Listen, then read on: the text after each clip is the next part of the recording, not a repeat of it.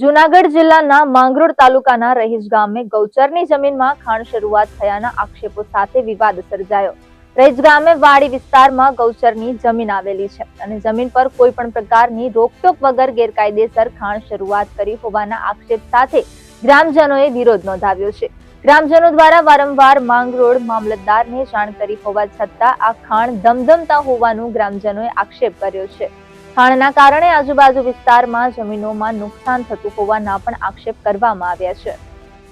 આ અમારે રહીજની પનારી વાડી વિસ્તાર આવેલો છે, ત્યાં અત્યારે જો આ ગૌસરની જગ્યા છે તેમાં આ પથ્થર કાઢીને અને આ લોકો લઈ જાય છે અને અમારે આ વાડી વિસ્તારમાં એના લીધે નુકસાની પણ ઘણી છે।